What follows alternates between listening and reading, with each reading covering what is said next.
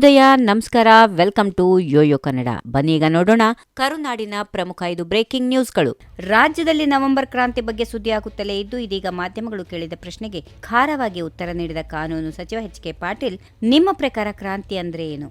ಇಬ್ಬರು ರಾಜಕಾರಣಿಗಳು ಬಡಿದಾಡ್ತಾ ಇದ್ರೆ ಅದು ಕ್ರಾಂತಿನಾ ಎಂದು ಮರು ಪ್ರಶ್ನಿಸಿದ್ರು. ಈಗಾಗಲೇ ನವೆಂಬರ್ ಕ್ರಾಂತಿ ಆಗಿದೆ. ನವೆಂಬರ್ ಒಳಗೆ ಬಡತನ ನಿರ್ಮೂಲನೆ ಮಾಡಿದ್ದೇವೆ.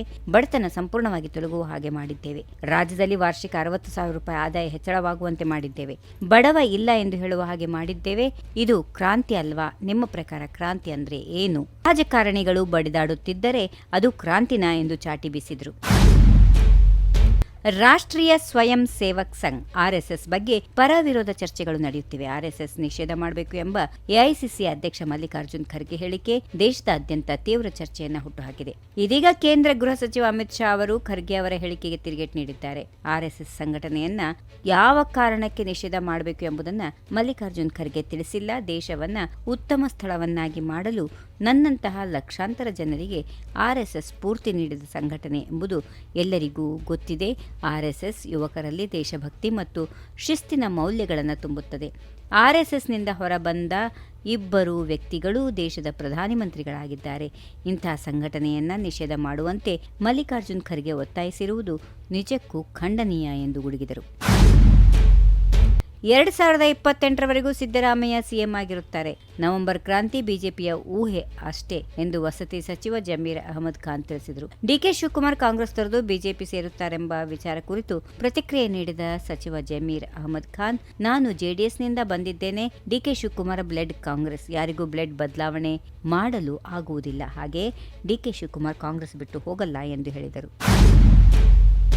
ಬೆಳಗಾವಿ ಜಿಲ್ಲಾ ಕೇಂದ್ರ ಸಹಕಾರಿ ಬ್ಯಾಂಕಿನ 4 ಕ್ಷೇತ್ರಗಳ ಚುನಾವಣಾ ಫಲಿತಾಂಶ ಪ್ರಕಟವಾಗಿದ್ದು, ರಮೇಶ್ ಕತ್ತಿ, ಅಣ್ಣಾಸಾಹೇಬ್ ಜೊಲ್ಲೆ ಸೇರಿದಂತೆ 4 ವಿಜೇತರಾಗಿದ್ದಾರೆ.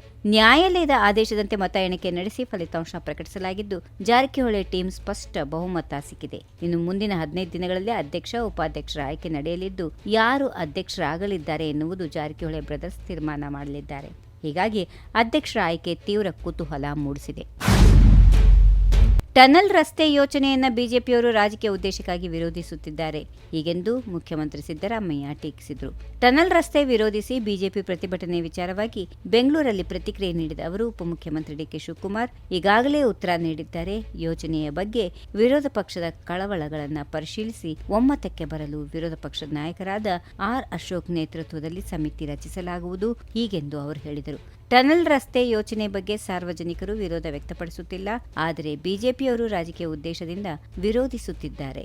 ಟ್ರಾಫಿಕ್ ಸಮಸ್ಯೆಯನ್ನು ಹೋಗಲಾಡಿಸುವ ಈ ಯೋಜನೆಗೆ ವಿರೋಧ ಏಕೆ ವ್ಯಕ್ತವಾಗಬೇಕು? ಇದೇ ರೀತಿಯ ಟನಲ್ ಯೋಜನೆಗಳು ಅನೇಕ ದೇಶದಲ್ಲಿಯೂ ಕೈಗೊಳ್ಳಲಾಗಿದೆ. ಅಲ್ಲಿನ ಜನರು ಇದನ್ನ ವಿರೋಧಿಸಿಲ್ಲ ಎಂದು ಹೇಳಿದರು. If you like this video, ಬೇಗ ಲೈಕ್ ಮಾಡಿ, ಕಾಮೆಂಟ್ ಮಾಡಿ, ಶೇರ್ ಮಾಡಿ ಹಾಗೂ ಯೋಯೋ ಟಿವಿ ಕನ್ನಡವನ್ನು ಸಬ್ಸ್ಕ್ರೈಬ್ ಮಾಡಿ.